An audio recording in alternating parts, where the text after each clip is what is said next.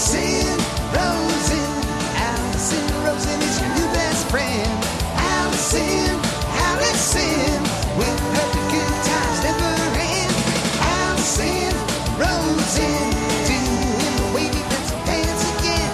Allison Rosen, Allison's your new best friend. Hey everyone. Hi. Hello. Welcome to another episode of Allison Rosen is your new best friend. I'm super excited to welcome back to my show my guest. This is someone who actually was my very first guest ever on Allison Rosen is your new best friend in podcast form, but we'll get into all that. But first, I must catch up with producer Tony Thaxton, aka the bad boy of podcasting, which last week I let everyone know was a name he gave himself. Hello, Tony. Hi. I don't know why you continue these lies. I'm sorry. Right through them. Where did you get the nickname? Oh, it goes back years. I can't even remember at this point. So many people have said it. Yeah.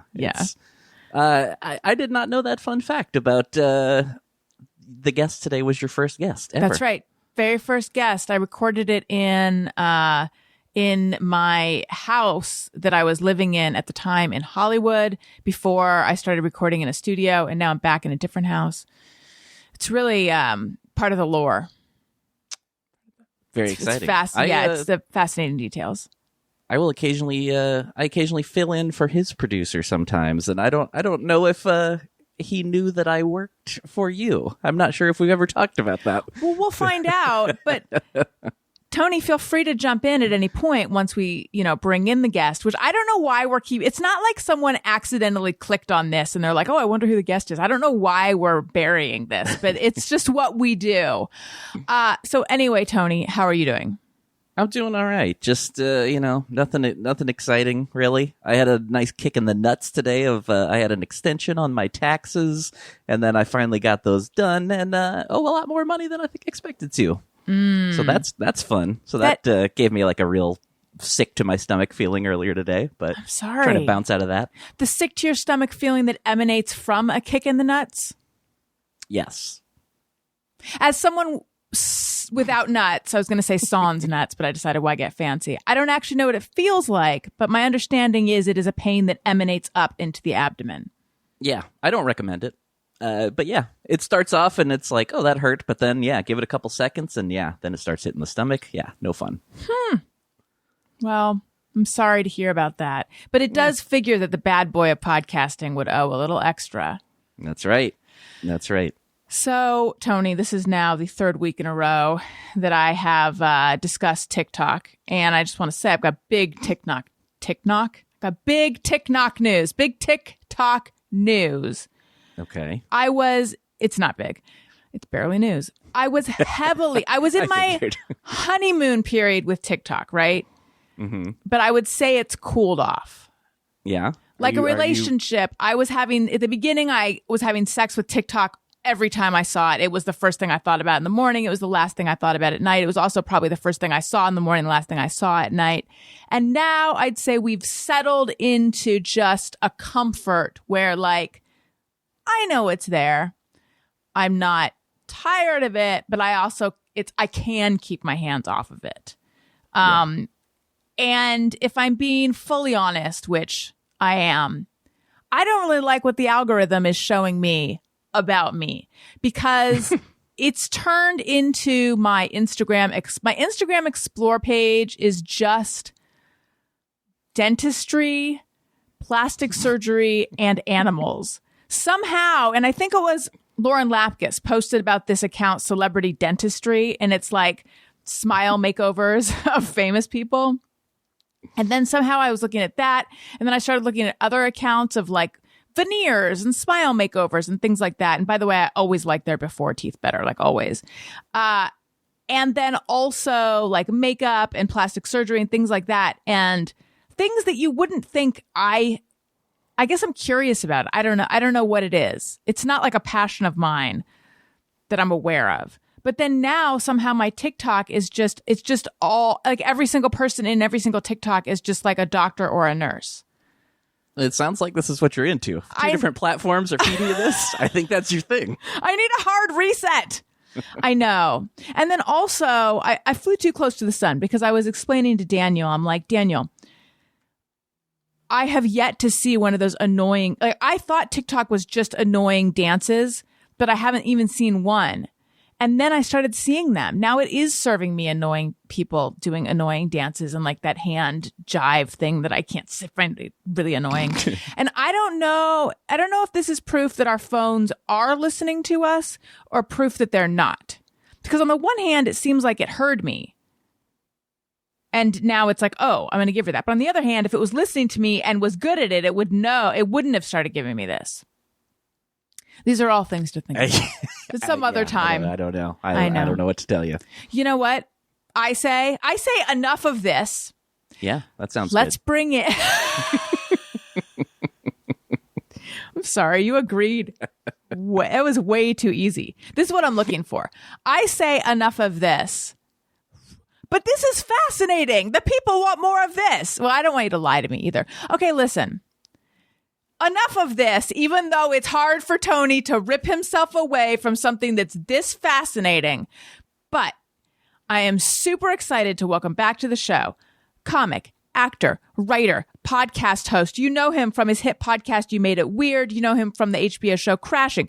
You know him from Pete Holmes' show. Tons of specials. Oh, I just said his name. Please put your hands together for the one and only Pete Holmes. Hello, Pete Holmes. That was me clapping. Hi. Welcome back. I didn't know. Thank you. I didn't know, like Tony, I also didn't know that I was the first. I must have been told on the day, but I've since forgotten that I was the first Allison Rosen Is Your New Best Friend podcast guest. That's right. Very first. I remember that day vividly. I really do. I remember what I was wearing because I was in like a new, I think I had newly lost weight. And I don't know if you've newly lost weight and gone clothes shopping and you get a little carried away thinking you're a cool person because you lost some weight. So I bought I think I was wearing a white hoodie. Who buys a white hoodie? Someone who doesn't spill on themselves. Yes, and Marshall Mathers. And a black jacket over the white hoodie. And I remember I was in a fantastic mood because I don't know if you've ever noticed, when you're in a great mood, every song sounds amazing. Yes. It makes you wonder, is it the song or is it just your mood? Do moods just give us a place to reflect our own? Do songs give us a place to reflect our mood? Do you know what I mean? Because I remember I heard Nirvana's Heart-Shaped Box came on my iPod or something. And it sounded like the best song I had ever heard in my life. And then I went in your place and we pinged and ponged and I had a great time. But I was in a great mood then and I'm in a great mood now and I'm happy to be back. That's all I'm saying. Now, was your great mood because of the cool clothes you were wearing? No, the mood has to predate. Sure. To predate, the that outfit. works. Like George Costanza, I definitely dress based on mood. Rarely I'll dress for the mood I'd like to be in 2 hours. You know what I mean? Maybe if I wear this will help me get there. Yeah. This is why I don't have tattoos. I don't want to look at things and have it pull me into a good mood. I only would want a tattoo when I'm already in a great mood. And how often is that? Not often enough to have a tattoo. But you say you're in a good mood now. I am in a great mood now, yeah. How's your pandemic been? I was just watching Chappelle's new special and he had a really good line where he was like, I'm rich and famous and I have no idea what your pandemic was like. He says that to the audience. Mm-hmm. And I thought that was a nice way of addressing it because I know when I talk about this, there's a real chance of being annoying because if you have your basic needs met for the most part, you had a very different pandemic than 99% of the country. So I want to concede that up top and let people know, bless you, let people know that, it was really, really rough knowing how much suffering was going on. And in my own personal experience, because I had a 2-year-old baby, all I was doing was Little House on the Prairie. It was just, we were churning our own butter. we were getting up very early. We were going to bed very early. We basically just laid low and bonded as a family. And that is a real gift when you're a podcaster and you can work from home and you could do it over Zoom. That was such a gift to us. So I was able to continue to work in that way. And then the dirty little secret that so many performers and musicians that I know all had the same dirty secret, which was we didn't mind taking the time off. I didn't want to take a year or two off of stand-up, but I did want everyone to take a year or two off of stand-up. Yes, I know what you mean. You know, I didn't want to be the one that was like, I'm going to Vermont and I'm going to churn my own butter or whatever. I wanted the whole thing to shut down because in a weird way, that was the only way that I was going to stop. Yeah. And then once I stopped, like a million other people, especially in show business, you realize that there is more to life than just going around and earning your self-worth from audiences and stuff. But that not every show has to be that way, but you can get addicted to that, the adrenaline of just winning over strangers. Right. And then when you can't do that anymore, you have to go within, you have to go into your family, you have to go into your relationships.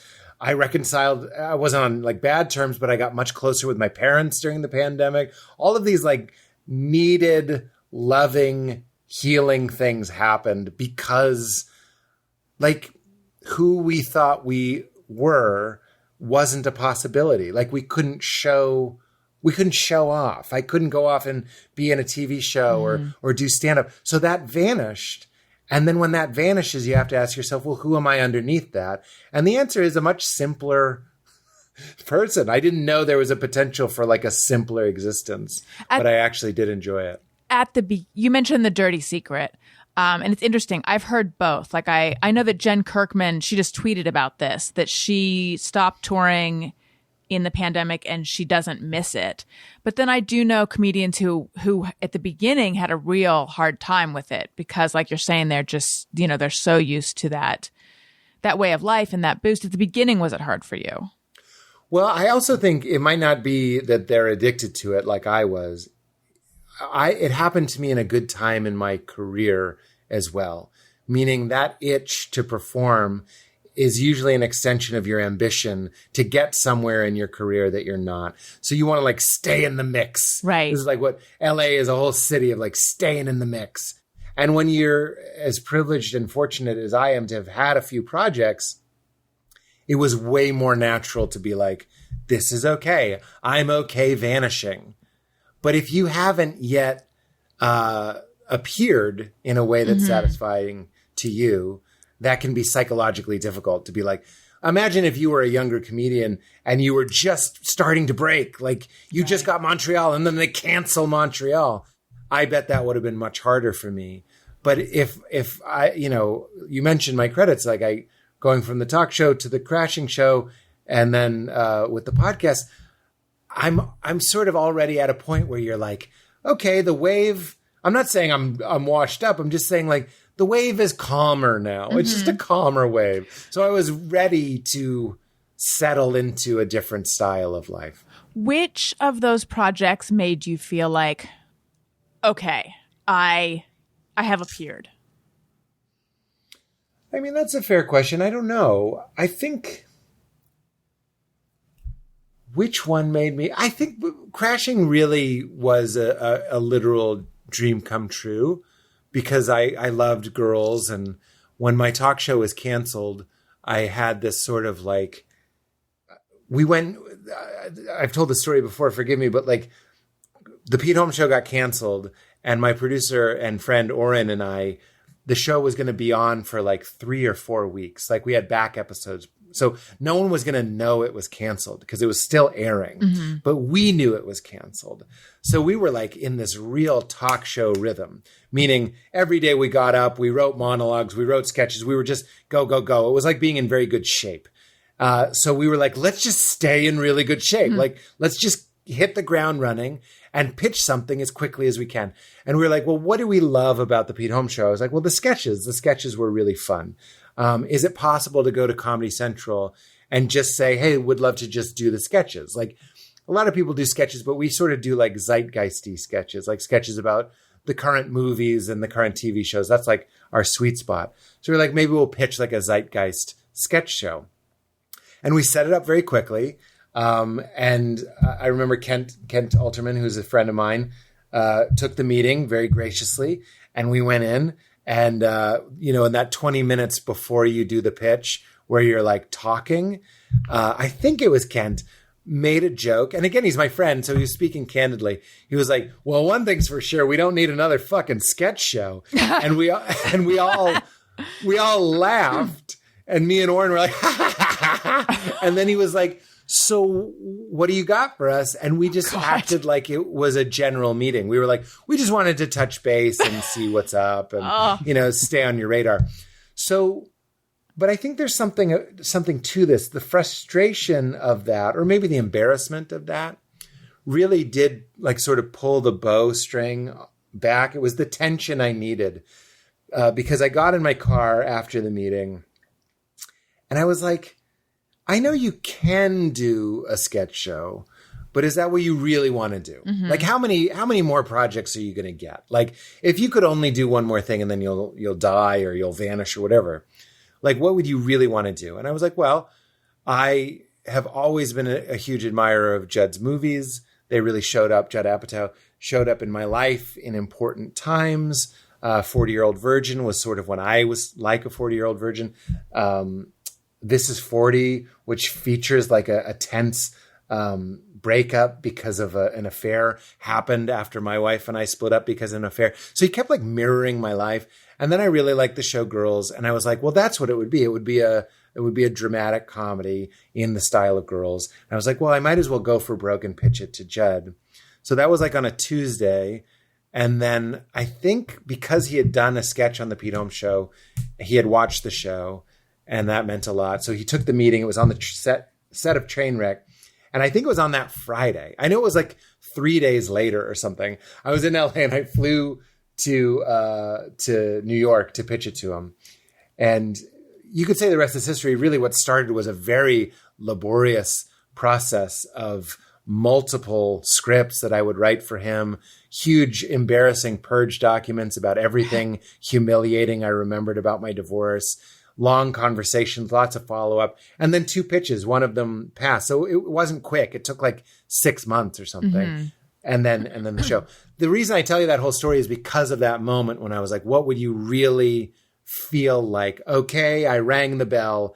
It would be an HBO show with Judd Apatow. So that did make me feel psychologically legitimate. Mm-hmm. Obviously, that's something you have to give yourself. I know plenty of people who have HBO shows or equivalents that are miserable and still think that they're, bird shit.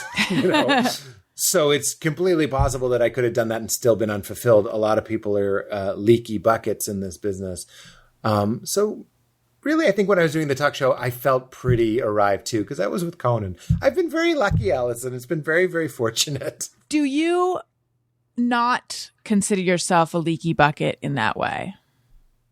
And by leaky bucket, I'm assuming you mean the thing that is like pretty, I want to say standard with performers, which is like this sort of bottomless need for validation. I wrestle with it myself. Well, Allison, you really have to choose which Pete Holmes you want to interview today. I would like to see all of them. Because they all take 2 hours. So you really, it's these opening moments of the podcast where you really, I'm not saying you have to be careful. I'm just saying it's like you're choosing which track we're going to go on. And I really love the spiritual track, but it might not be the best episode. But I do a lot of spiritual work on myself, and that has made a huge, huge difference in my life. And I think maybe one of the most profound, especially as a performer, is that there isn't an undying need to win it back from other people. Because it's Harry Potter realizing he's a boy wizard. Every fairy tale is about this. You're born into some foster care. This is Cinderella, in some sort of system where you feel like you have to earn your worth. Mm-hmm. But then you always find out that your parents were really wizards, or your parents were really kings and queens. And not to be too religious, but that is the awakening that you realize that you belong to something greater, that you belong to life itself. You could call it God, but to exclude fewer people, you could just say life.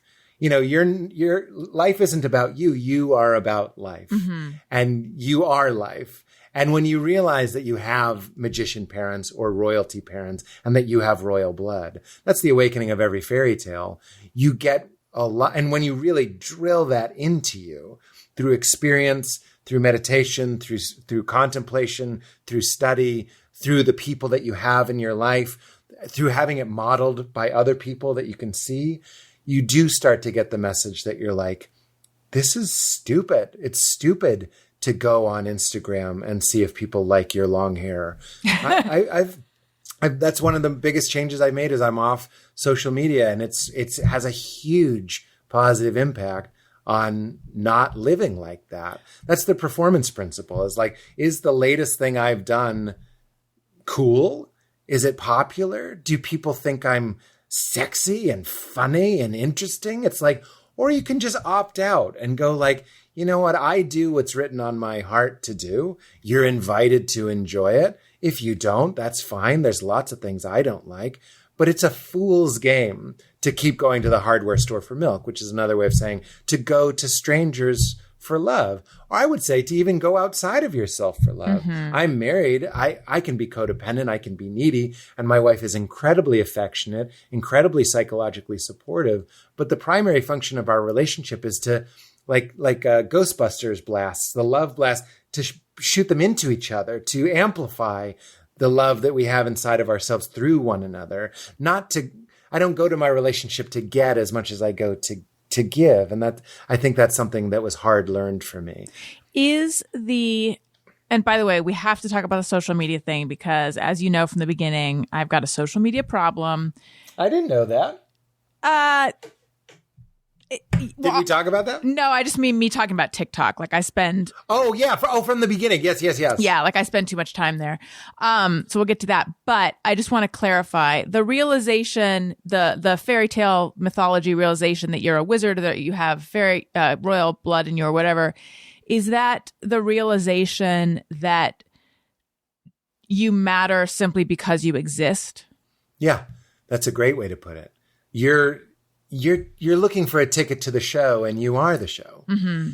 There's a great Alan Watts quote, which really helped me flip how I thought about myself. So a lot of us think of ourselves as visitors in this world, like you're not the world. But he says, bang the table. You didn't come into the world. Like you think when you're born, you came into this world. Your parents brought you into this world. Alison Rosen came into the world.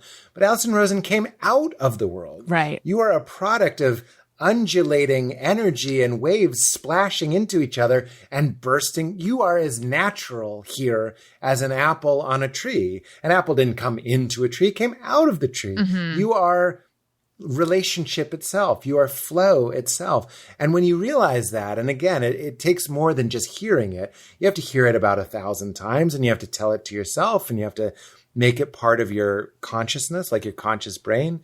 But you can feel like you are not a stranger here. Because even though I say that, we often do need experiences. Like Harry Potter needs to go to Hogwarts and see the magic. Mm-hmm. And then it slowly unravels. He doesn't just find out his parents. What happens when he finds out his parents are wizards? He doesn't believe it.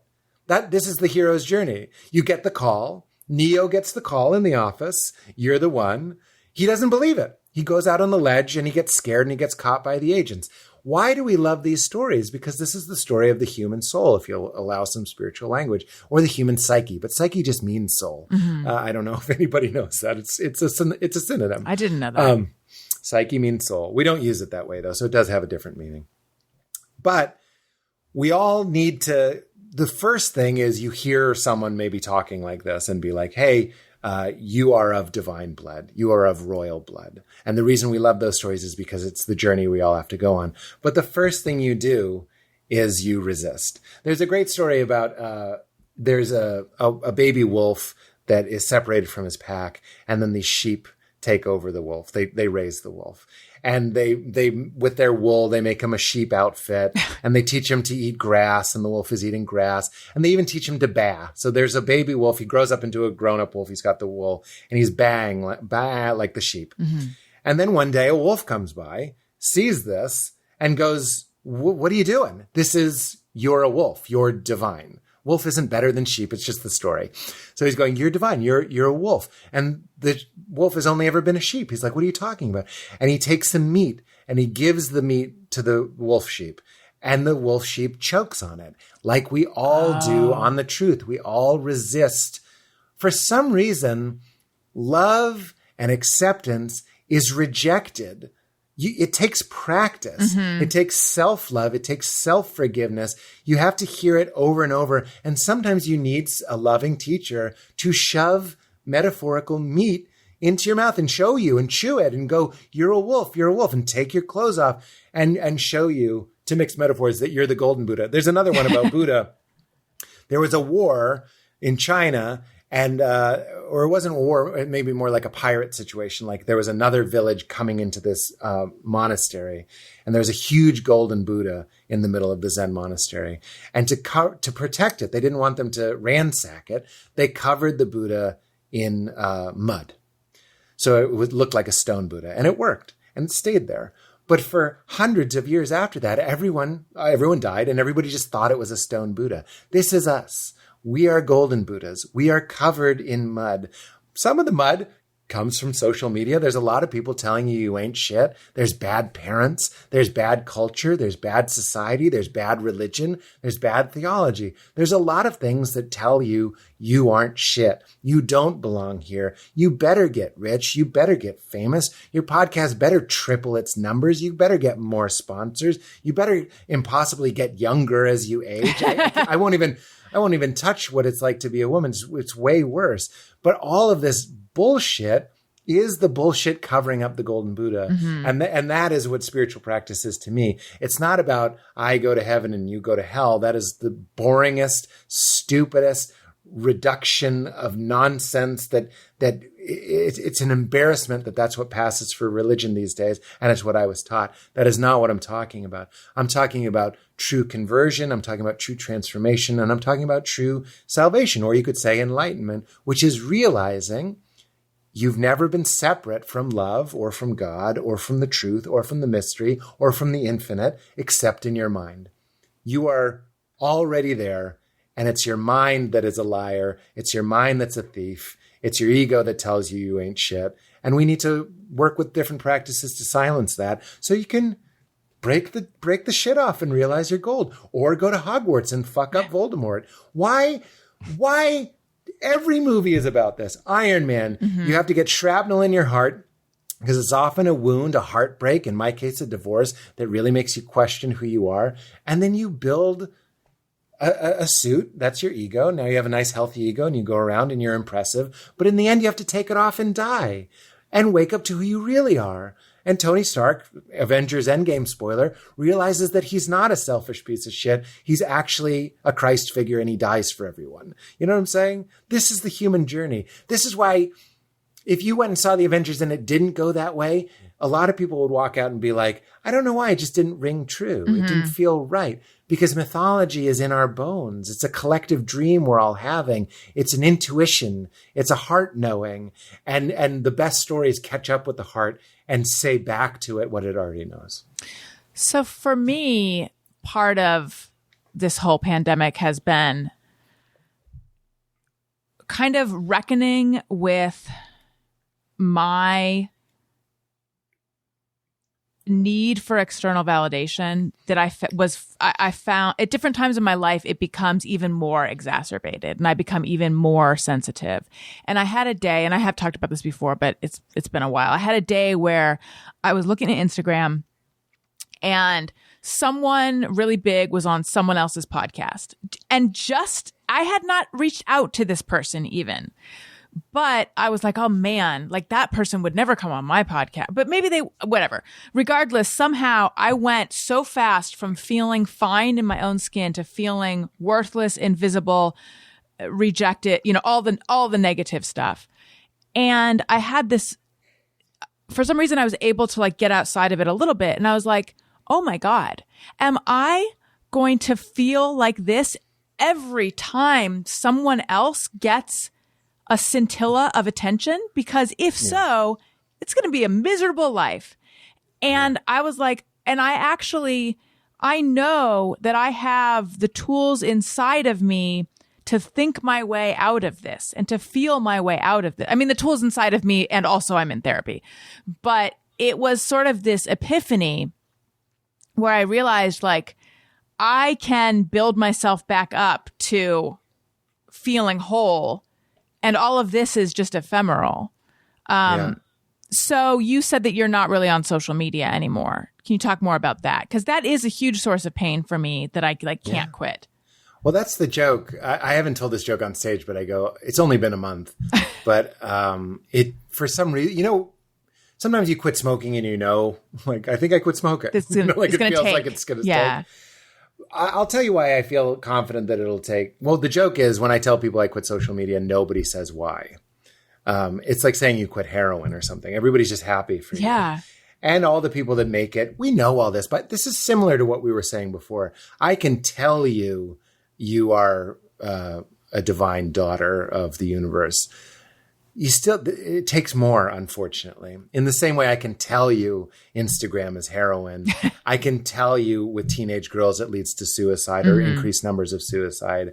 I can tell you from experience it leads to mindless spending. I have weird shit showing up at my house. I'm like, when the fuck did I order this massager? Like, it's just like, because it's got me by the nose, it knows what I like. It's like, this guy likes relaxing. So it shows me ads for massagers and then I buy one and I'm like, fuck, I'm really kind of on a wheel, right? Yeah. I'm really somebody's pawn in this moment, but none of that actually changes people. None of that actually converts people. And I also want to say, Allison, again, talking about which Pete you want to talk to, I relate so hard to your story.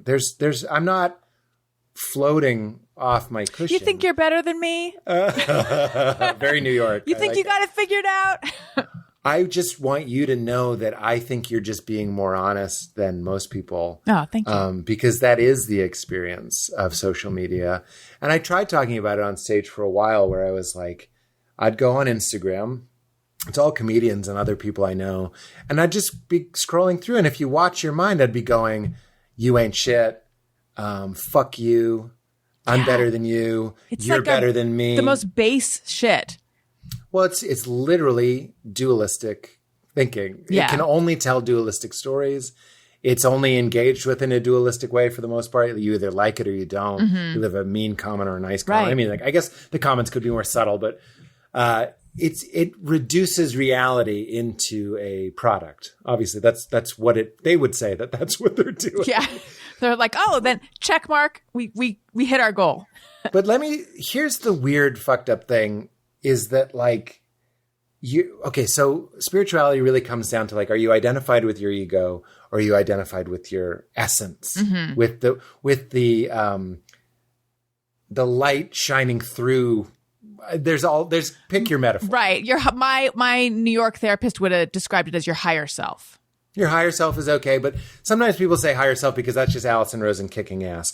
I mean completely away from Allison Rosen. I mean not your thoughts, the presence behind your thoughts that's watching your thoughts. Yeah. And this thing was never born. It'll never die. And it's invested in your life in the way that it's watching the thoughts about how invested you are. But it's pretty impersonal, actually. It's a little slice of being itself. That's a good way to put it. So the ego doesn't like that we're in the business of sort of proving that it's a straw man.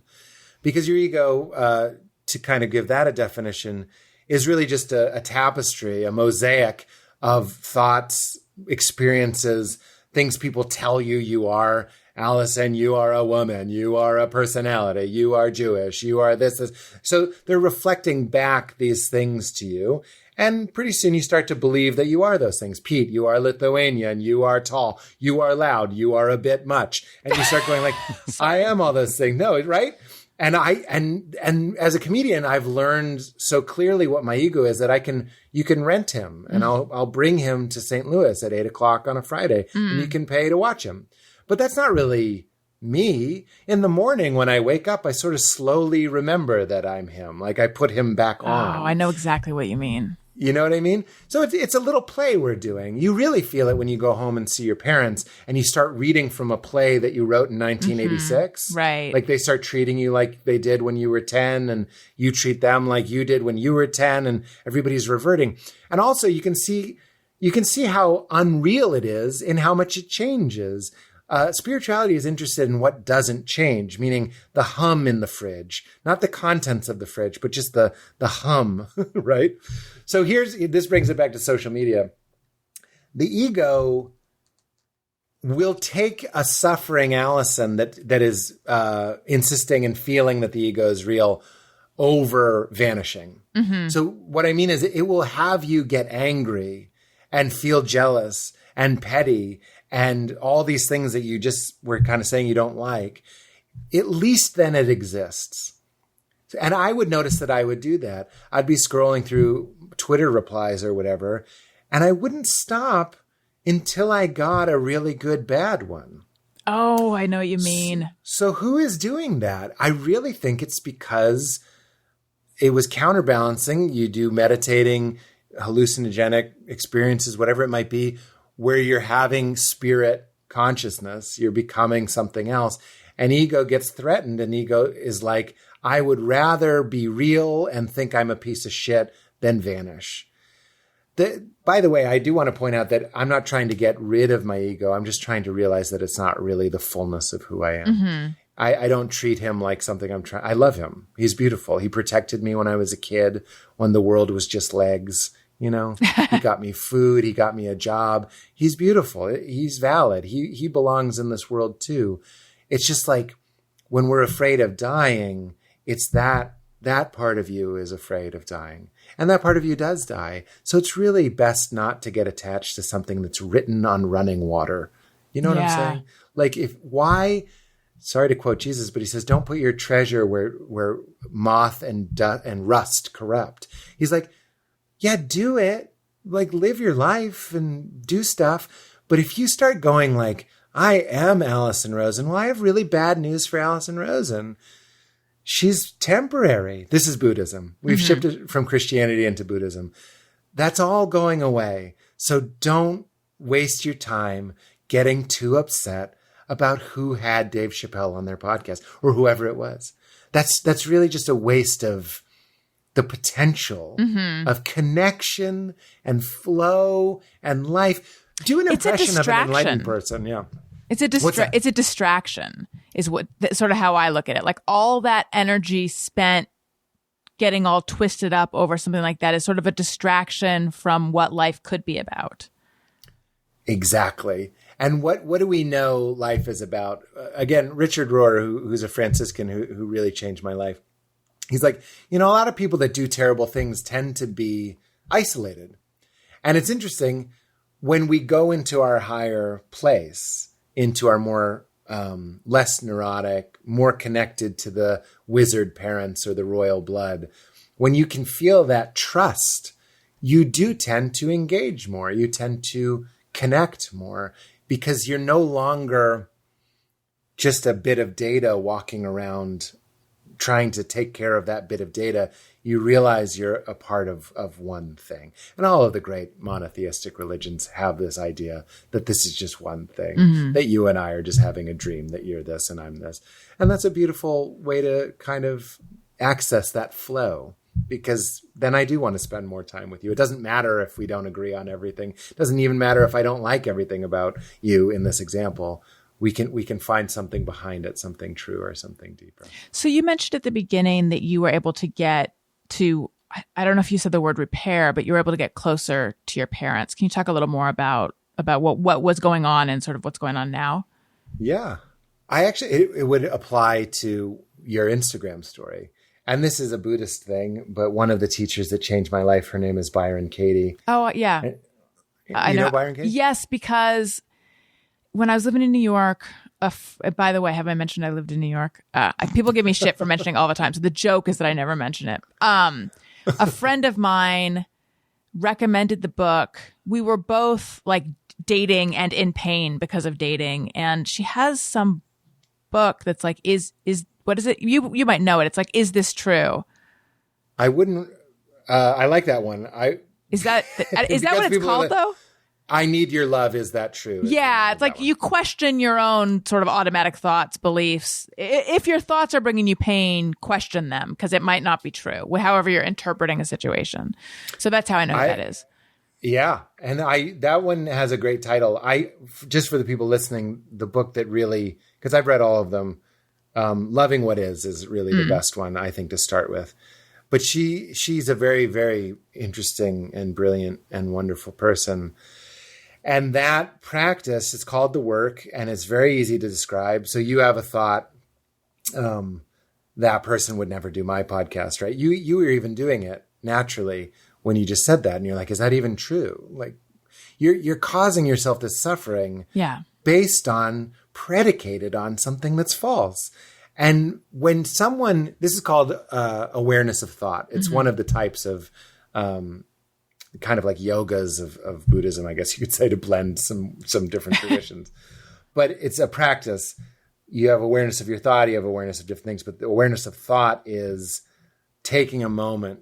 What I did was, on my podcast, I was always going on and on. My mom's not Jewish, but this is typically a Jewish problem. She's Lithuanian, which I always say is close enough, is that she was sort of an overloving mother. And I had, because of therapy, I'm not putting down my therapist, Dr. Gary Penn. He's a genius. I love him. He changed my life. He has a book and a podcast. You should check him out. He's awesome. But I think through therapy, I had built a story. I think I had done most of the building. I don't think Gary Penn directed me that way. But over the sessions, I was building a story. My mom had an inappropriate amount of love to me. It was emotional incest. It was all these things. So it had driven a rift between me and my mom, as it would. Not meaning we didn't see each other, didn't talk, but there was like a coldness there because I was always going like, hey, you were not cool, right? That's a minor way to put it. And then what I did, this is how the work works. You go like, my mom was in love with me, like romantic love with me. So this is how the work works. It's 4 questions and a turnaround. You go, is it true? Most people are going to go, yes. Which is why the second question is, can you know for sure? Absolutely, it is true. So the second question is the second question is like, is that your final answer? It's like giving you a moment to rethink. It's like a cop going, are you sure about that? Like, are you sure you want to tell me that's not your bag?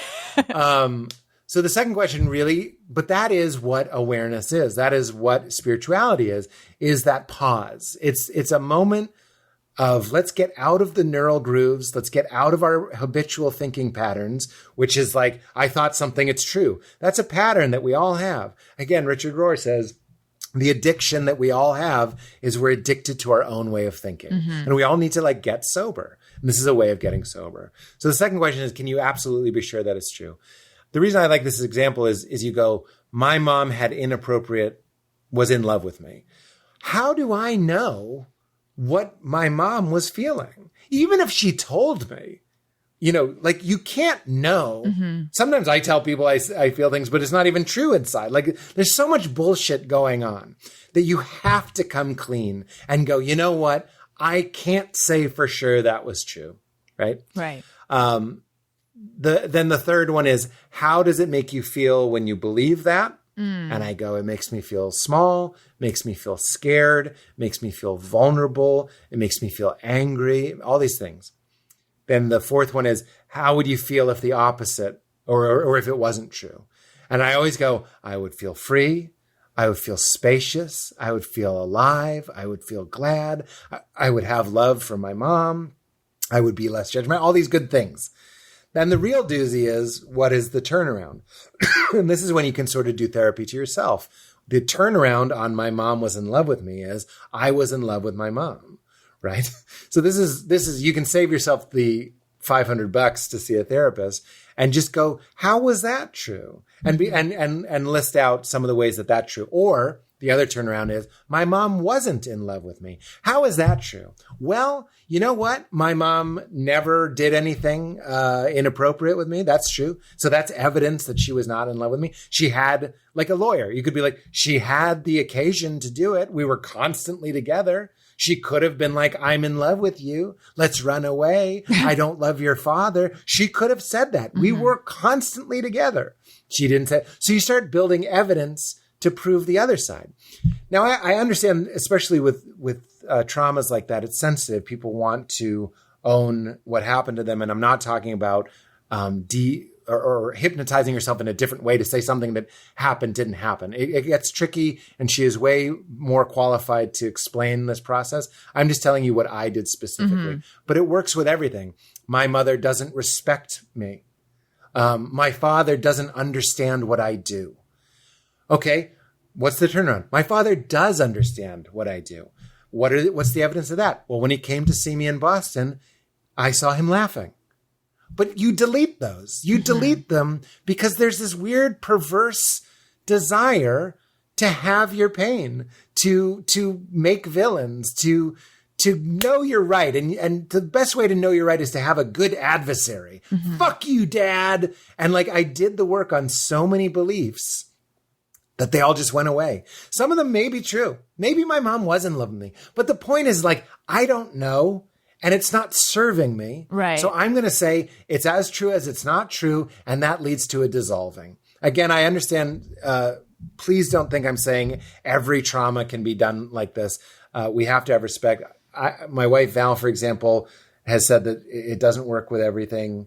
And I have other friends that say it doesn't work with everything. So I'm not trying to say this is the one-stop shop. That is what made me reconcile with my parents, because I realized I wasn't talking to my parents. I was talking to a story that I had made of this woman who was in love with me and this man who doesn't understand me. And then when you move those filters out of the way, you can see reality clearly. What are they doing right now? What is happening right now? Yeah, I mean, I guess one of the limits of that, tell me if you agree with this, would be if in doing it, you leave yourself vulnerable again to something that's going to hurt you. But you're talking about feelings from childhood that are not persisting right now. Well, it's interesting. Well, you could do the work on that. My paranoia is keeping me safe. Is it true? I mean, you'll have to do that for yourself. Right. My brain is screaming, yes. Worrying helps. Anxiety helps. Yeah. This is our little preparation that we do. This is why consciousness of thought helps. My paranoia is preparation to keep me safe. You know what isn't safe? Feeling small, feeling pinched, feeling angry, hating your parents. When they text you, you get a feeling of dread. You know what feels great? Being here, being now, being open, being present, and not fighting adversaries that may not be there. Yeah. So of course your brain is going to be like, don't do that. You'll be a sucker. You'll buy a bridge in Brooklyn. You'll lose all your money. You'll lose your job. You won't be funny. I mean, if I'm funny, I'm evidence that that's not true. The more clear I get, the more free I get, the safer I feel, because I'm facing reality for what it is. 90% of our thoughts are repetitive and useless. And our brains, the trick of all tricks, has convinced us that it's in our best interest. Fuck you. You work for me. I don't work for you. You're an instrument of my body. And when I tell you to shut the fuck up, you shut the fuck up. That's what meditation is. That's what practice is. They just say it nicer. So are you still in therapy? No, I haven't been in therapy for many, many years, but I loved therapy. And I'm definitely pro-therapy. And I think that's why I like to say there's like psychological levels and there's like spiritual levels. Sometimes the spiritual level is like, you know, one of my great teachers, Ram Dass, says like, you know, we're all kind of going around with our fake identities. Like we're wearing spacesuits and like we're doing now. Oh, Allison, you're the host and I'm the guest. And we're all just kind of, instead of talking completely real, we just kind of tell each other that our suits are on straight. And we all know that feeling. There's sort of like a smell of bullshit. And kids can really sense it. Kids are like, why are you talking this way? Like when I saw my dad talking to someone who hired him to do a job, why are you talking in a subservient way? Or why are you talking in an alpha way? Why are you changing because we're playing all these little roles. And I have heard Ram Dass say like, when your suit doesn't work, you go to a therapist and the therapist teaches you how to wear their suit. But I think there's some value to that. Like on a very surface, beautiful level, I needed Dr. Gary Penn.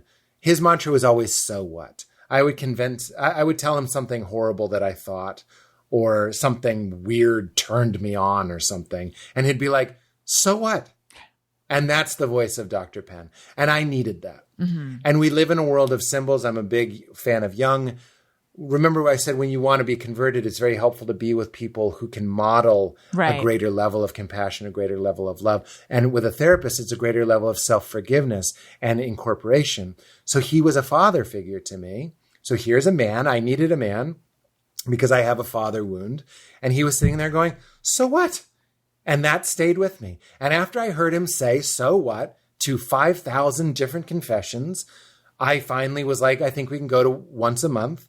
Then we went to once a month for a while. And then I was like, I think I'm good. And now I love him. And if I'm ever in a pinch psychologically, I haven't done it, but I know he's there. But I don't want to get so hoity-toity in the spirit stuff that I want to like dismiss mental health. Right. Talk therapy helped my life and it changed my life. And I think it can change. I hate the stigma of it. My parents, even my father was like, you don't go to a therapist. Like he was embarrassed. And I was like, I've told you many times I go to a therapist. Like I'm still pretty sure he's deleted that I go to Right. I go to a therapist, even though I'm He's like, very vocal about it. Peter is in therapy? Is that true? He's doing the work He on does- that. He does the work on his son. Yeah, maybe. You mentioned noticing when people speak in a different way, like in different environments. And I have always been very, very sensitive to that. And I notice it. And I have this overreaction where I almost feel betrayed. And I don't know what that is, but like, what? Like, you don't like, oh, it's like, you don't use that word. You don't use that word in that way. Like, why are you shape shifting? Yeah. I don't I'm know. the same way. It makes you feel unsafe. I guess, yeah. Yeah. Maybe. But I my mean, like, parents- oh, go ahead. I was just going to say they didn't get along. They still, I mean, they're great and they have their own dynamic. But like when we were kids, it was rocky. It was pretty rocky. And so I equate safety with like consistency Yes. and being understood. So this is good psychological stuff, like identifying. So putting all the woo-woo aside and just saying like, Val, my wife, it's really important for both of us that we've identified that a fundamental need for Pete is to know that he's being understood. And if he doesn't feel understood, he might act weird at a dinner party. You know what I mean? And that sounds like Val gets mad at me. She doesn't. She's the most patient, beautiful beam of light I've ever known in my life. But like part of our job as partners is helping each other know what makes the other person feel safe. Right. And for me, I really just found this language, like I need to be understood. Of course I get up in front of people and try to make them laugh because a laugh is, we get it. Did you get the joke? Mm-hmm. So something that makes me feel safe is having people follow me. I want to be followed. I want to be understood. Because when I was a kid, and again, it's not to over dramatize how it was growing up. There were a lot of great things about my childhood, but I felt like I had to keep tabs on everything. And if I was noticing something was different or askew, I would go, this isn't safe. Mm-hmm. And I'm still that way. Yeah. Yeah. How old is your daughter now? She's 3. So how has fatherhood, how has it been, first of all, but then also, is that bringing up stuff from your childhood for you? A little bit. I was kind of bitter. Again, it was before the pandemic. I remember people would say, did having a baby make you understand your parents more? And I would always say it made me understand them less. Same. Yeah. And there's some truth to that. They were doing, I'm not just saying this, really, Allison, I'm really taking a moment to own it. They really did the best they could, and I'm grateful. And because of their love, they raised a child who then had a child and will hopefully do better. Mm-hmm. That's how the world works. Let's just keep doing better. And Leela will do better than we did. This is ideally how things will go. But I mean, when I'm like, think about like having scream fights, in the house with children, I'm just like, I would rather die than subject my daughter to an unsafe environment. But why? It's because I felt unsafe. Mm-hmm. So there's a gift in that suffering. And the gift gets paid to me. I get to now enjoy a very peaceful house. When my parents visit, they're always like, it's so peaceful. I'm like, yeah. And my daughter gets to benefit. And I wouldn't have done it if I don't think I would have done it as fervently if I hadn't experienced the suffering. Yeah. And I'm using that term very generally. So that was my sort of snooty answer. But having a baby has been the greatest thing in the world. And it's like having something, it's very simple, but having something outside of you. I had that with Valerie, and now I have it with Valerie and Leela. It's incredibly healthy. Talk about getting off social media. A baby is the opposite of social media. It's real. It's here. It's really listening to you. It's really with you. You can really listen to it. Unlike your phone, when I look my daughter in the eye and don't even say anything, but just present myself, it's going to make me cry, as solid and there for her without saying anything. I don't have to say anything. I just lock on to her and she locks on to me. That is the opposite of going on and seeing if my YouTube video has any new comments. I never did that. YouTube comments are the worst. But the more we can give our life away, and the more you can give your life away to life, not to synthetic life or fabricated life or packaged false realities. That's what a daughter has been for me. And that's what marriage has been for me. And that's where the juice is. I know I sound sort of like an old person, but I really am uncovering, like, it's here and now. It's in this conversation. It's right here. Stop waiting for something to happen. Stop waiting for something to happen to be happy. The way you feel, Tony, right now, Allison, the way you feel right now is your life. Yeah. This is your life. And this conversation is shaping your future. And that's a beautiful potential. We're having a conversation that will possibly blossom into a better future because we're talking about love. We're talking about patience. We're talking about compassion. We're talking about flow. We're talking about connection, and we're connecting. So everything rolls over into the next thing. I could also be hit by a bus, but how was I crossing the street before I'm hit by you know what I mean? Like it does matter. It's happening. It pays forward. And I will die one day. It's both. Well, hopefully not anytime soon. Listen, Pete, speaking of connection, this is not a good segue. I call myself, and have been called by people who've heard me say it first, the queen of segues. And I feel and that the bad boy of podcasts. Yeah. So is this a nickname you gave yourself? Is that what you're saying right now? possibly, I can't, it's all very fuzzy. I can't remember now. Someone came up with it. Was it me? Was it someone else? I don't know. I think it's indisputable. But all I'm saying is, I just want to talk to you guys about the Ring alarm. We have a Ring alarm. We love the Ring alarm. Protect your home with the Ring alarm. For a special offer, go to ring.com/best friend. It's the perfect way to start your Ring experience. Okay, so we have a Ring doorbell. Many people have a Ring doorbell. I cannot imagine life without the Ring doorbell. I love it. It's indispensable. I didn't realize that Ring made an alarm. When we moved into this house, we wanted to get an alarm. Well, my husband mostly wanted to get an alarm system. And we started looking into them, and there were issues with each of them. I didn't really want to have a service come out and get it set up. And then I don't know. I had just read a lot of stuff that made me go, then it gave me pause. And then I was talking to the guy who straightens my hair, who is the perfect consumer. He researches everything before we talk about vacations. We talk about products. We talk about everything because he's like the internet in human form. And I said to him, do you have an alarm? And he said, oh, yeah, I just bought the Ring alarm.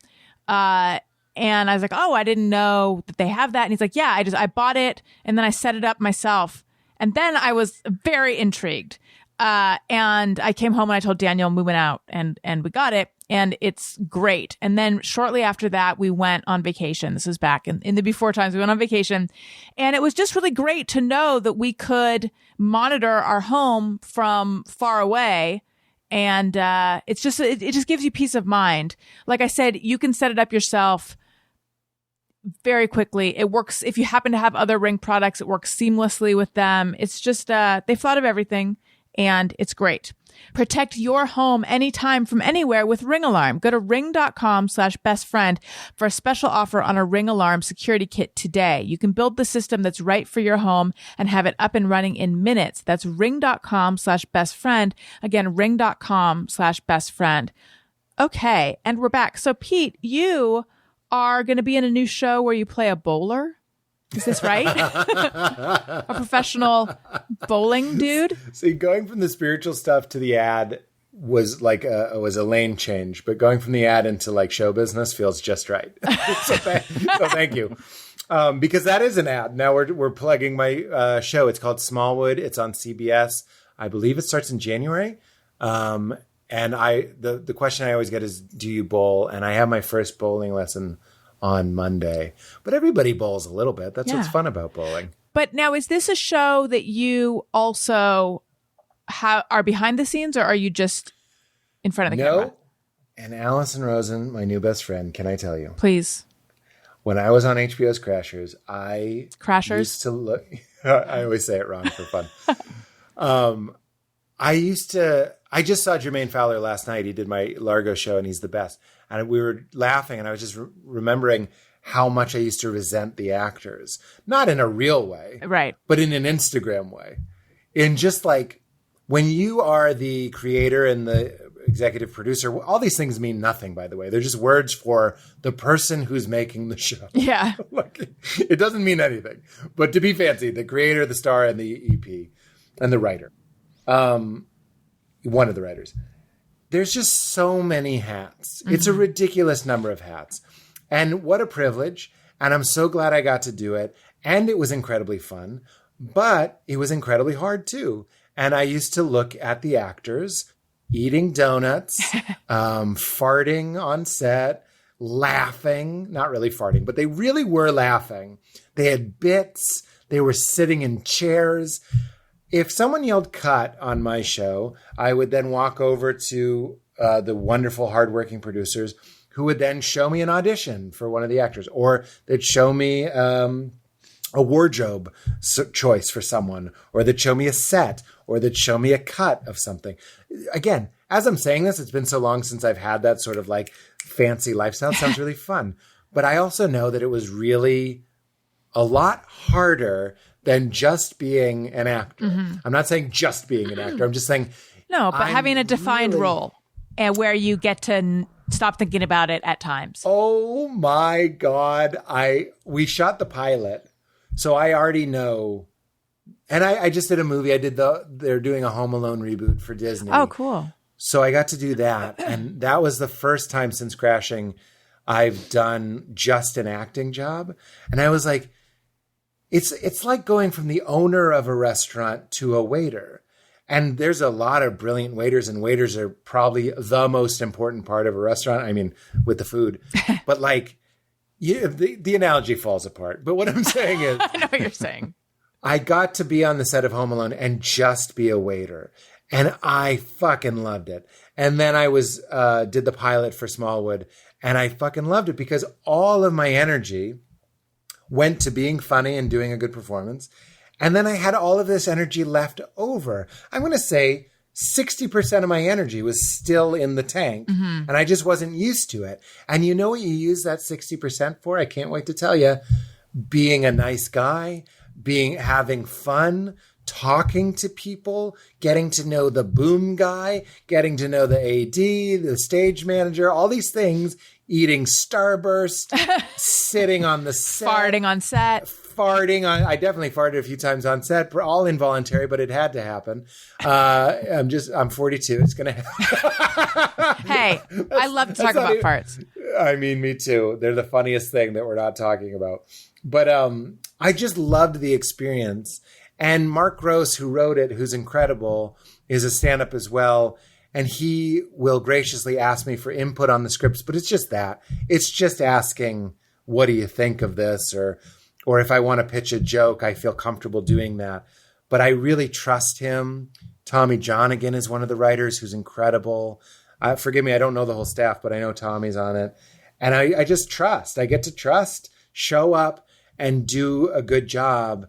And that feels really like a great change of pace from, again, the privilege of doing everything on a show to just acting. I'm really looking forward to it. You mentioned the 60% being used to be a nice guy and eat Starburst and fart, the American dream. But when your tank is low, what happens when you're on empty?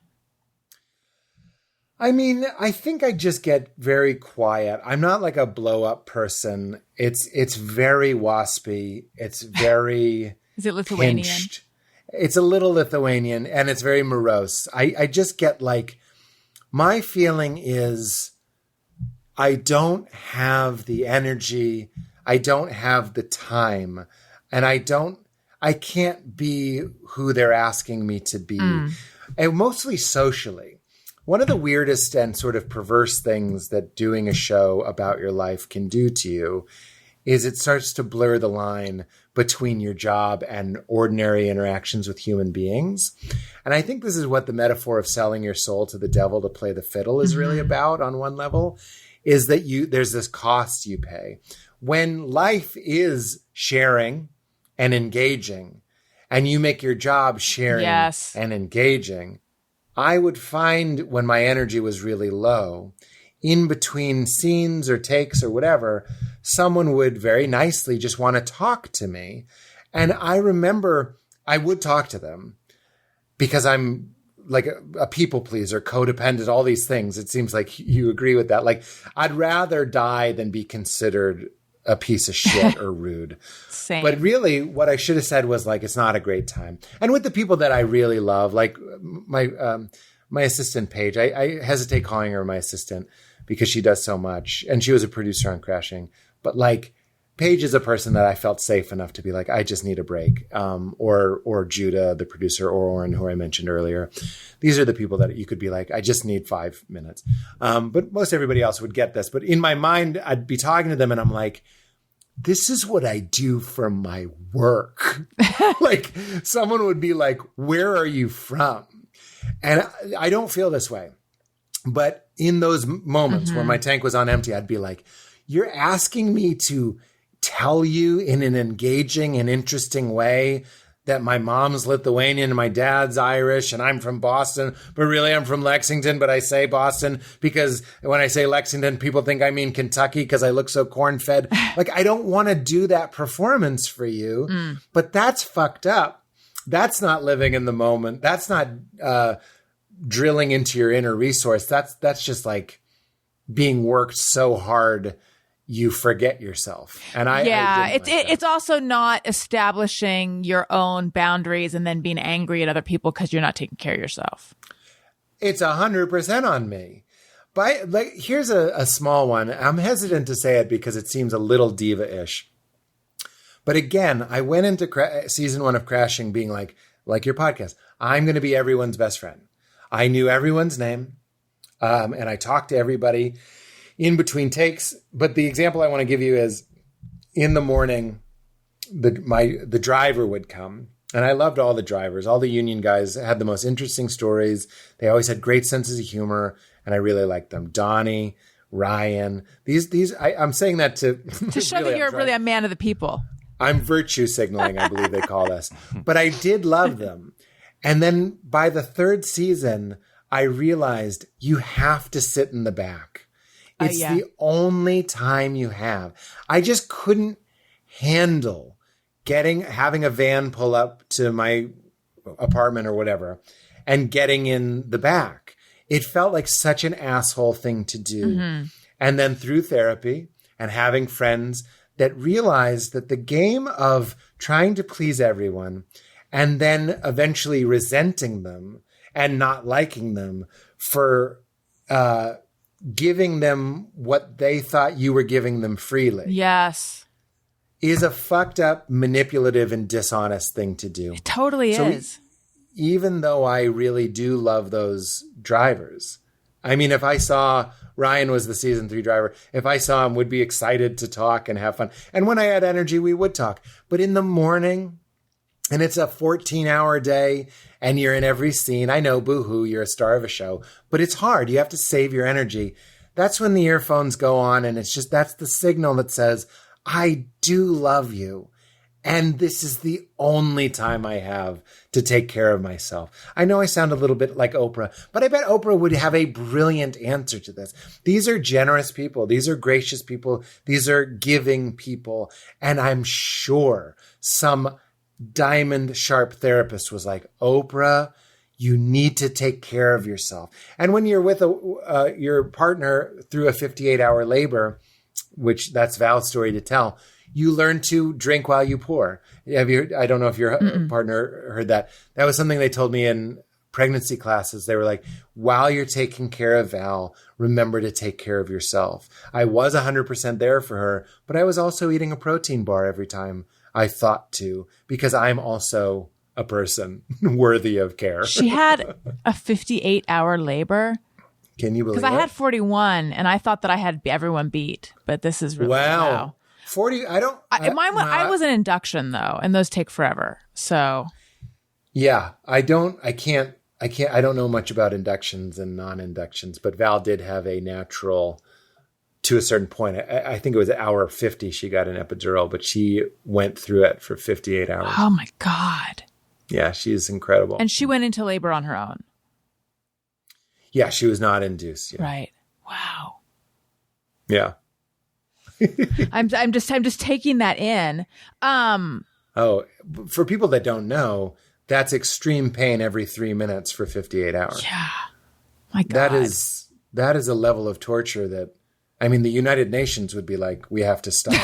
We have to intervene. 58-hour labors. Like, this is inhuman. This is strange and unusual punishment. But it's happening in our bodies. Every 3 minutes, she had excruciating pain. Oh, my God. For 58 hours. Yeah. Was she traumatized? I mean, you said it's her story to tell, so I don't want to ask. Oh, no, she wouldn't mind me telling it. Okay. I don't think she was... I hope I don't feel like I'm forcing spirituality into everything, but like what I've done with psychedelics, which is like sort of like death experiences, she had with her labor. And it sounds like you probably had with your labor too. And it is a death. The you that wasn't a mother is dying. In the same way the 12-year-old Allison is also dead. You know, dead is such a hard word. I'm just saying these are big changes. Yeah. And that's what life is. We want to think it's this consistent thing, but really it's constantly changing. I mean, this podcast has been 90 minutes. We're different people than when we started. No, it's less than that. It just feels like 90. I'm just kidding. I thought we started at 2. You know, I was on the Zoom at 2. You guys were a little late. So I've been here for 90 minutes. Allison was a little late. I was a little bit late. I was a little bit late. Thank you, Tony. All right. See, Tony's a double agent. He's a You Made It Weird tech and an Allison Rosen tech, so he's going to play both sides here. I don't know if I like that very much. I know. And I don't like how petty I was for calling you for being late. But we were riffing. It's okay. Everything's fair in a riff. We're pinging and ponging. We're pinging and ponging, baby. Ponging. We're pinging and ponging. That's right. I don't even remember what I was saying. But, yeah, go ahead. Well, just for people who don't know, and I think, because you've been on my show multiple times, I think pinging and I think this even came up. Was number one.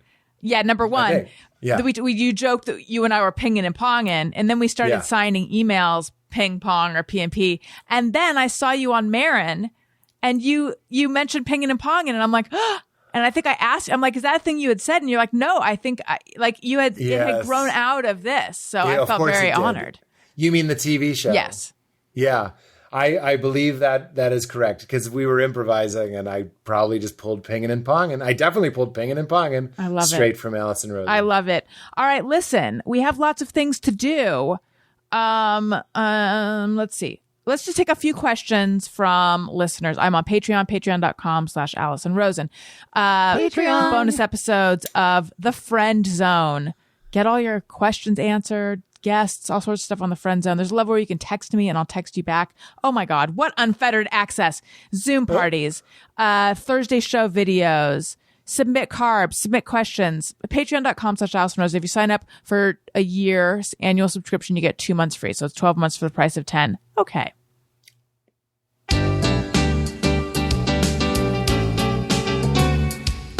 When we ask, they send them in. They're wondering how you have been. So thanks so much for answering these questions from our fans. All right. Whitney C. says, what's something you've done that could be described as out of character for you? Whitney Cummings, what are you doing chiming in on the show? Out of character. Something I've done that's out of character for me. Ooh. You know when you're looking up, but you realize you're not thinking? Yes. You're just like, I'm just looking like I'm thinking. I find myself and it's been a long time since I've been at a restaurant, but I'll do that with a menu where I'm like, I'm just I'm glancing at it, but none of the words are entering my head. I've out of practice. I roasted Blake Griffin, who's a basketball player. Yeah. And that was so out of character for me, but I'm hesitant to say I like roasting people because it actually sort of puts me in a very judgy place, which is super fun on the day. But then it usually lingers for 3 weeks after the roast that I'll be at the airport and I'm like, look at this fucking Gilligan's Island hat or whatever. And I just don't love the state that it puts me in. Yeah. It's kind of like as close as I'll come to like boxing or something. And it's because the pitch of it is so high. But that is my answer. I roasted Blake Griffin.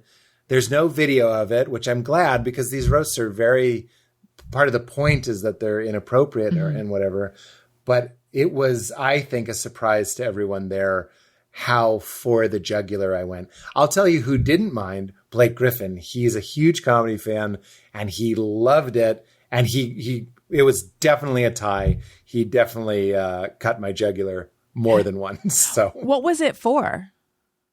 It was in Montreal. In Montreal, they do roast battle. I think, I don't know if they do it every year, but it was like a midnight show. I mean, this was outside of my character for many reasons. Yeah. I go to bed at like 10. It was started at midnight. It was incredibly mean. I can't even. Every joke I can remember, I can't repeat on. I can't. But everybody called it Mean Pete. I had to like become a persona to get more comfortable with roasting, even though I do really like writing a good roast joke.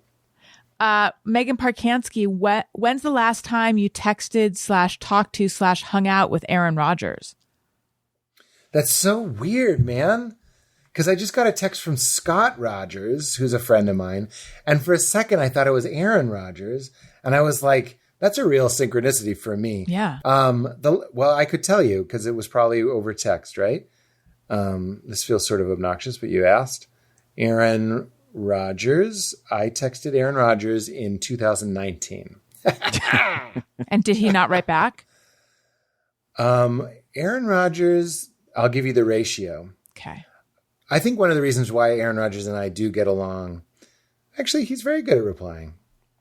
But the last text I sent him was about my book, and I'd love to send you one. So, Aaron, if you hear this, which I'm assuming you will. Oh, he's a big listener. He's a huge friendo. What do you call your listeners?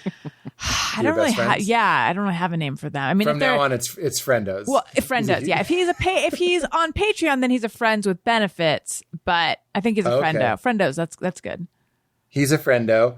March 21st, so close to my birthday. I usually see him I've seen him a couple times on my birthday because we have similar friend groups. Anyway, this is boring.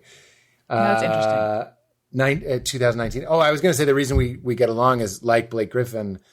I've never seen him play football. So to me, he's just like a very handsome, interesting man. So I just treat him like a handsome, interesting man, which is a level up from like how I treat, regular folk because he is dashing, but I've never seen him win a game at the last second. So I don't have that reverence for him.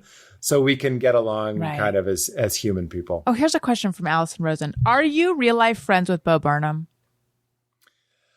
Well, I think this adds to Bo's mystique. Bo is so I think he wouldn't mind me saying, he's a true artist. Like when I see Bo, even though he's my friend, I get excited. Mm-hmm. Like it's like a thrill for me to see him. I'm not nervous. That would be weird. But it is sort of like, there he is. Only to say that he, like his last special, which of course, of course it's brilliant, but I think it's brilliant. It's exciting to see Van Gogh, like walking in the Mall of America. So that's how I feel when I see Bo. And if I'm being completely honest, he will often say things like, we should hang out, and I won't follow up. And this is on me because I have such a deep respect for him. I don't want to bother him. I know this sounds like I'm blowing smoke, but like I have some people like that in my life where I'm like, you're so brilliant. I don't want to interrupt. Like, and I don't want to be like, hey, Bo. So I think the last time I texted Bo was just, I didn't know what to say about his special. So I said, that was brilliant. Thank you so much. I wanted to thank him, and that was sincere. But I definitely am like, he's not going to reply. And then he does reply because he's not Van Gogh. He's a sweet guy. And whenever he does my Largo show, he's gregarious and engaged. But for some reason, I filed him in my brain as Van Gogh, and you don't bother Van Gogh. I totally get it. Right? Did you guys become friends through him coming on your show or through? Yeah, like the conceit of your show, I would say the past 10 friends that I've made have been from my podcast. And Bo is definitely the most requested return guest. He's done the podcast 3 times, and I know he doesn't want to talk about Inside. So I haven't asked him. How come? Do you think? Why he doesn't want to talk about Inside? I think this is just my interpretation. It's based on nothing that he said, is that the work is the work. I mean, the work is so communicative. Right. Why do you want to go on the radio and have people be like, so were you really inside, or what's going on there? You know, like it's a waste of his time. Again, to my point, it's a waste of his time to go on KTLA morning show and talk about it. Right. And also in the coolest way, he doesn't need to. So anytime we're back to those boundaries, anytime someone goes like, I'm being understood, I don't need to do press. Yeah. Like people are finding it. Then please keep doing that. Lee Brunn says, holy cow, more Batman videos. And even though it didn't get picked up, fantastic job on crashing, comedy scene, inside jokes, knee deep every episode. Wow. I completely understood what he was saying, even though that was kind of written like somebody was rolling dice that had words on them. Love crashing, big time. Tour de force. I couldn't even do an impression of it. It was so random. Here, I love the Batman videos. I would happily do more. Here's the problem. They cost like $30,000 to make. Wow. I can't believe I'm saying this. I never paid for them. They were always College Humor or something like that. And we want to do, we had an idea for a series, sort of like X-Men, but with Batman. And we want to do it, but it's literally like trying to put together a shoot for a pilot. It would take as long, and it would take, so we were like, maybe we would crowdsource it. So really, what was this person's name? Lee Bruns. Lee? The question is like, if we did a GoFundMe, is it ridiculous to ask for $150,000? Because I think that's what it would cost. Like Thomas Middleditch, a lot of the people that we like love using. I'm trying to think of other people. These people have like rates now. You know what I mean? Like we did those videos before these people were super famous. They'd still do it for friend rates, but you still have to give them some money. This is a boring answer. The suit, the lights, it costs so much money. If we could just do it cheap, it wouldn't be the videos that we love. Yeah. It has to look really good. Right. That's part of the joke. And Oren Brimmer, who directed all of them, that's part of his vision, is like, it needs to look exactly like the movie or as close to the movie as we can, because that's part of what makes it funny. If you shot that on TikTok, it would be stupid. It would be like a viral thing for an afternoon. But I think what makes those so special is that, you know, they got smoke machines and they have like not film cameras, but nice cameras, and Patton Oswalt, like there's a lot of effort. So the short answer is I'd love to when we have time, and it would be interesting to maybe crowdsource it because that would speed things up. That makes sense. All right, let's do Just Me or Everyone. Sometimes I ponder on something I have thought or done. Is it just me or everyone? All right, this is where we share things that we think or do and wonder, is it just me or is it everyone? And listeners, you please send some of your own in. Tweet them to @ARIYNBF on Twitter. And that's where you do your tweeting. And use the hashtag JMOE, just me or everyone. Okay, Pete, do you have one? I think so. And we were just saying off mic, I hope I didn't do this one before. But is this just me or everyone? I respect the Beatles,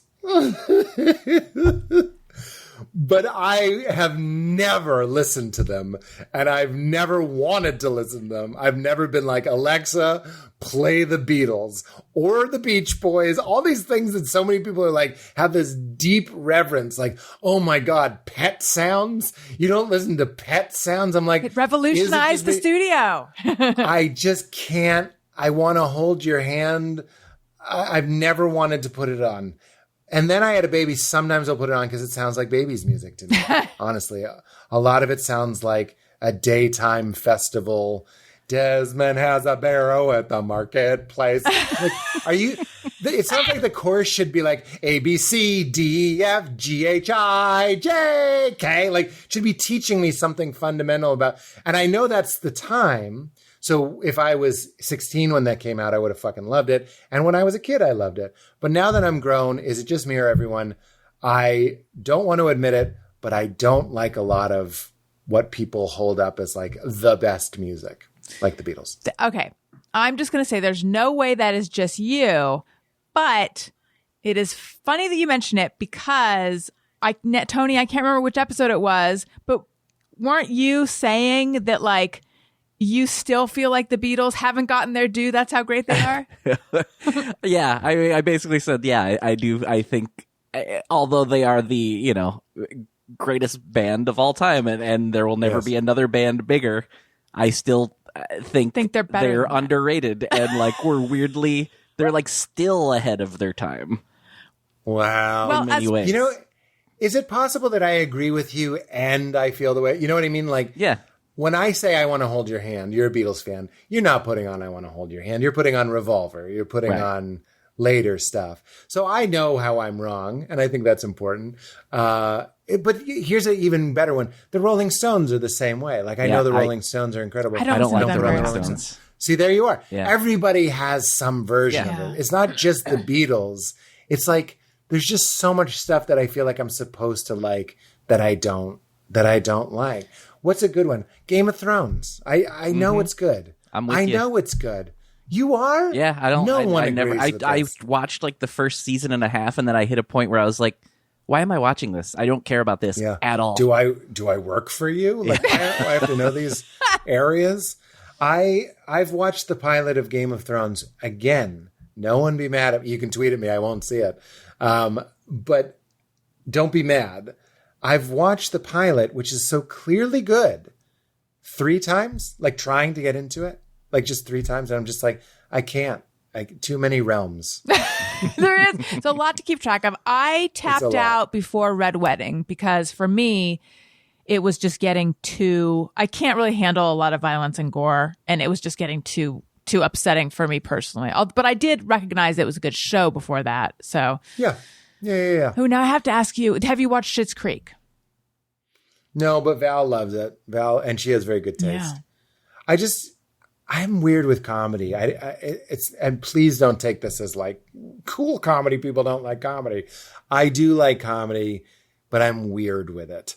And Schitt's Creek is, from what I can tell, literally just from the name, probably. Like, I'm just like, I don't know if I'm in the mood for something silly like that. I don't know. Even though I like silly and being silly, when I'm sitting down to watch something, this is why I should like Game of Thrones. I like watching things that are like slow and like heavier. Like Mad Men is my favorite show of all time. And I actually had to make a pact with myself. I was like, you can't watch Mad Men anymore. I said, unless you do a podcast about it. Why? Was it too much of a time suck for you? Yeah, I was just, it was literally a compulsive behavior. I was doing it too much. And people do that with TV. I don't think it's that weird. So I'm not giving myself a hard time. But I was like, that's enough. You can have watched Mad Men 6 times. It's over. And since I got sober, it's way less fun to rewatch. I used to watch it and, you drink and it's like a fun drinking friend show. You know what I didn't like? I didn't like when what's his face was writing in his diary and we were hearing his inner monologue. Oh yeah. How'd you feel about that? You couldn't find a bigger fan of the show, but that is I'm going to say 2 things about that, similar to our Beatles thing. One, pinpoint laser accuracy onto a flaw of the show. Okay. That was a hard pill to swallow. And 2, it was so helpful to me because in that monologue, when he's swimming and he's writing in his dialogue, he says, I wish I had any semblance of control over how I feel. And up until that point, I didn't know Don Draper felt that way because he's so clean and so put together. And when I heard that, I was like, that's really the only way you were ever going to learn that was a diary and inner monologue. So, Matt Weiner, you were right again. Although I did cringe the first time. I was like, I don't know about this. It's weird. You'd think you'd want more, but from him, I didn't. Listen, Pete Holmes, now that you just said that you got sober, of course, I need to ask you about that. So you're just going to have to come back. Well, I will say, if anybody's interested in drinking less or how I got sober, there's a book called This Naked Mind. It's written by Annie Grace, who I met in Denver, who's wonderful. I recommend the audiobook. And I can summarize. I talk about sobriety enough that I can really summarize in one thing. Yeah, the whole point of the book is we've been told, or I feel I had been told, that getting fucked up, getting loaded was like the ultimate act of liberty. Like it was like, I'm the king of my life. And the book really persuasively, among other things, one of the things it really did convincingly was actually your alcohol's bitch. Like it made, I'm sorry to use that word, That's but you know what I mean? Like there's no good word for that. Bitch is fine. Subservient. Yeah, we're comedy people. We use bitch a little more colorfully than most people, but it made you a subservient to alcohol. You've actually been had. And I really don't like being had. But I also just noticed I was becoming very unconscious with my drinking.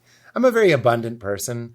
Like it's meaning if I like something, I like a lot of it. There's a lot of good side to that. But the shadow of that is that like sugar is hard for me. Alcohol is hard for me.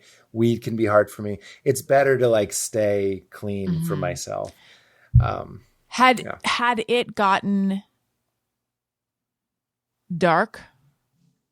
Not really. In fact, I'm glad you asked because I don't think you need a sexy or a dramatic rock bottom to realize that something has taken you over like a parasite. Alcohol is one of the most addictive substances on the planet. Nobody ever told me that. You either thought you were a regular person or you were an alcoholic, like you had a special gene. The fact of the matter is, no matter how much you're drinking now, you were probably drinking more than you were. And that's because you build up a tolerance, but you're also addicted to it, so you're going to keep drinking it. So it's little facts like that that just sort of help me wake up. My rock bottom story was that I came home, our friend Sam was staying with us, and I think it was the presence of someone who didn't live with us in the house. Really, I just picked up, I like sake? And I just picked up sake and just started pouring some sake. Like I didn't even have the thought, I could use a drink. I was just doing it. And don't get me started on like wine women culture.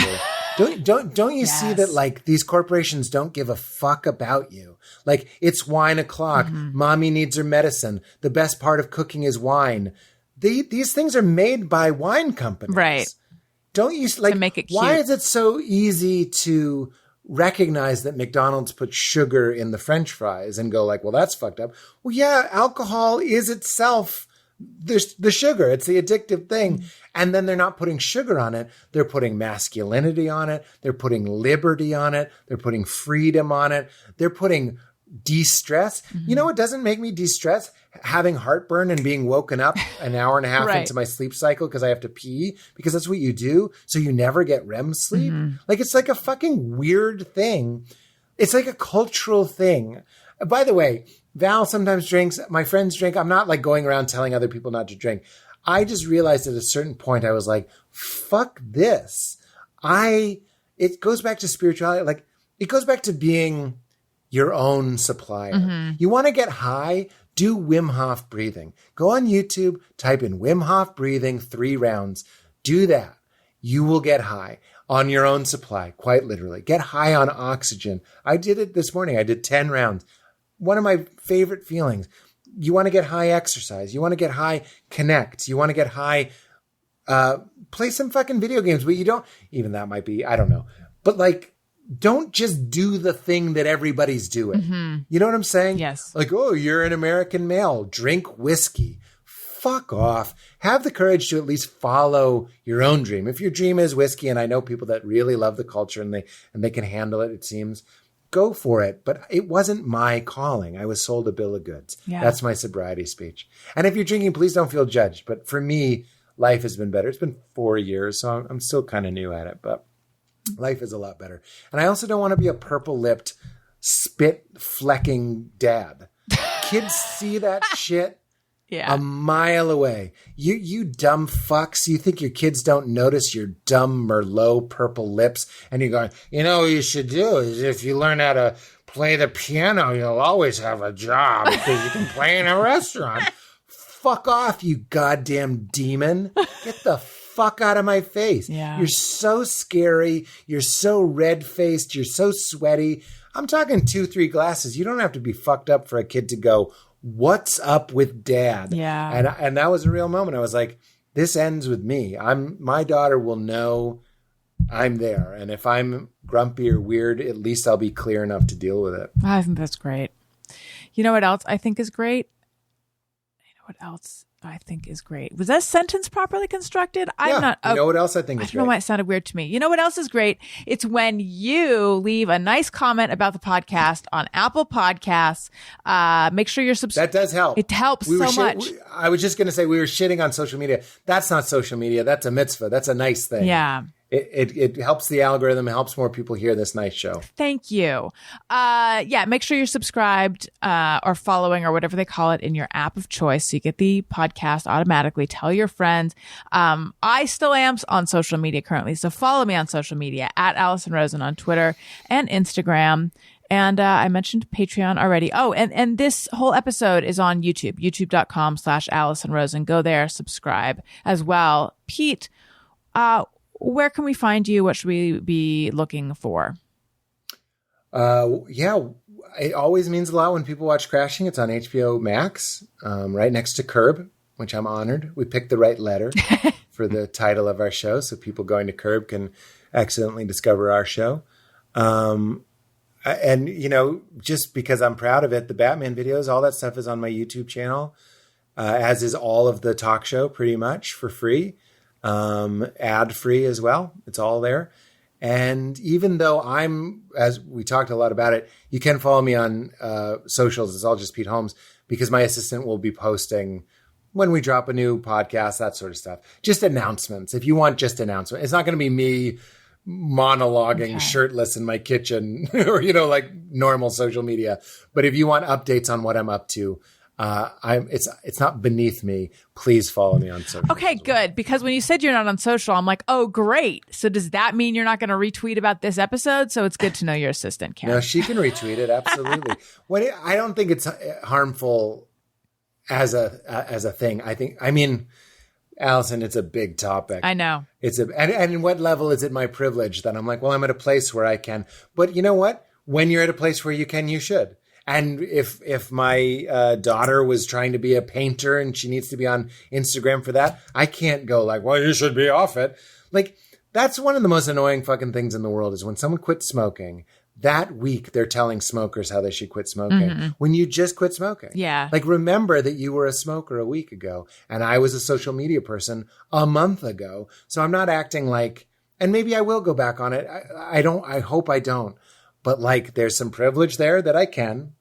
There's also just a level of bullshit that here I am saying, follow me because maybe I'd like you to know when I put something out. So I don't know. I don't have it figured out. Do what's right for you. What's working for me. My anxiety is so much lower now that I don't have people messaging and being like, stop having your wife on your podcast, like projecting their hate on me. But did you not feel, was it at the very beginning? Like, because for me, it's a compulsion. So it would be hard to stop. Well, Allison, you don't need me to say this. It sounds like you're addicted, a compulsive behavior. Yes. But for you, was it not that? Like, did you not want to go? My screen time was, I was on my phone about an hour and a half a day. That was my number. Oh my what's God. yours? What's mine? Yeah, what's mine? Yours? According to my screen report, 7.5 hours. A day? Yes. I'm sorry, that was judgmental, but oh no, that's fine.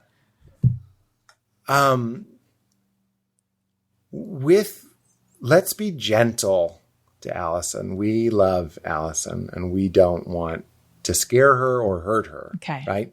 So it's in a loving way. But it goes back to the drinking thing. You're giving Yes. your life to something that doesn't care about you. It doesn't love you. It doesn't care if you're angry or delighted. It just wants use the word they use. It just wants your engagement. Mm-hmm. So it can build a profile to send you better ads. And worse, to just kind of have a grotesque corporate understanding of you. And the more you're in that, it's like having your ego projected into a product. And then you start believing that that's who you are. And that's all of us. I'm not saying that's unique. And I'm not just saying quit. You know, for me, like quitting psychedelics we didn't even talk about had a huge part of that, reintroducing me to my real self. I'm not saying people should just go out and indiscriminately do psychedelics. That just happens to be part of my religion, let's say. So just like you wouldn't go out and become kosher, you shouldn't necessarily go out and do psychedelics.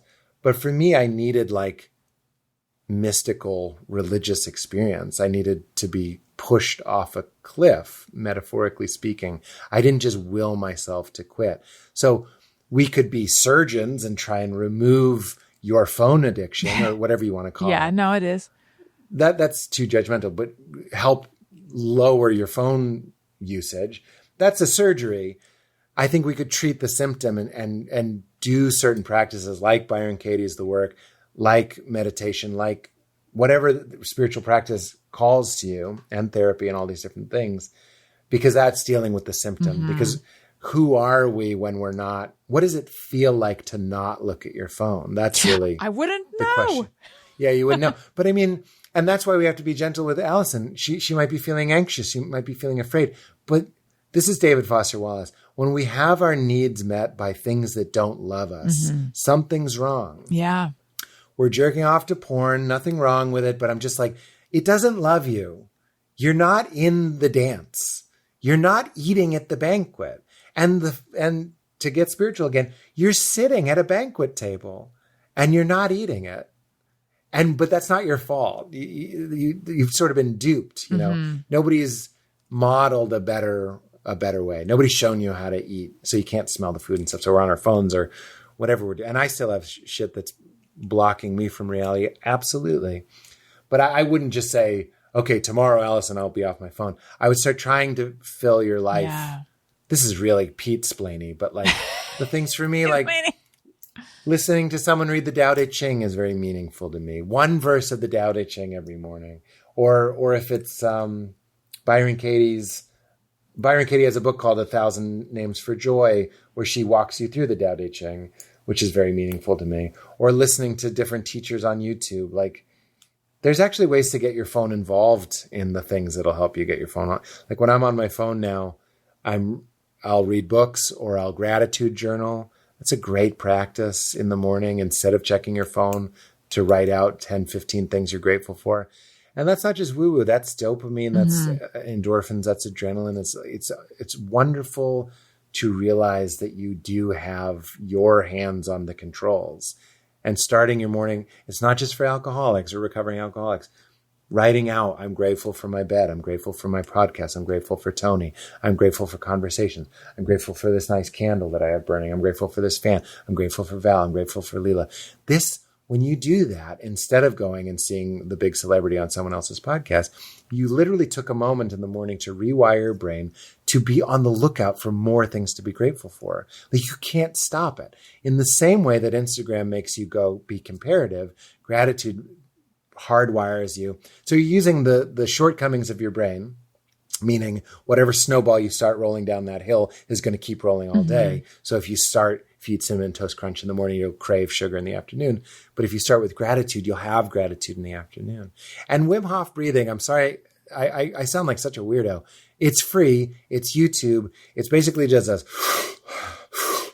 30 times and then you hold your breath for a minute and a half, 2 minutes. You have to practice before you do that. Try, Allison. I'm going to try it. I think Greg has talked about it. Try to be anxious after 4 rounds, 5 rounds. You got to do it for a while. Do it for 6 rounds. and then try to be anxious. Like, I dare you to try to be anxious because your body is involved. We're letting the body solve what the mind can't. Yeah. Your mind is up there trying to carry everything, going like, what do we do? Are you and I are we going to lose our jobs? Are we going to lose our livelihood? Are we going to lose our lives? Are we going to lose our loved ones? The brain can't do it. So when we do things like breathing, like meditating, I didn't even want to recommend meditating because it's so daunting and it means so many different things. But Wim Hof breathing, guided 3 rounds, YouTube, free. Do the whole video twice, 6 rounds. You'll be high and your body will get to carry some of the burden that your brain can't handle. That is a huge, huge game changer for me. And I think has a lot to do with the things we're talking about, getting off social media and stuff. Do it out of love. Do it because you love Allison, not because you want to be off your phone. Do it because you are a beloved daughter of the divine, of wizards and of fairy tales, and you deserve it, and you are forgiven, and you are beautiful. You've always been right here. So let's show it. Let's act like it. Aw. I always love talking to you, Pete. Thank you. You did. You tried to get all the Pete's. I think you did. You got you got comedy talk. We got spiritual talk, psychological talk. I really enjoyed it too. Tony, what about you? Where do we find you? Well, great time to say I'm on Twitter and Instagram at Tony Thaxton. and my podcast Bizarre Albums every Tuesday. And also just a reminder, the Motion City Soundtrack 2021 tickets are on sale now, so get those. Nice. That's it. There you go. Pete, thank you so much. This was so great.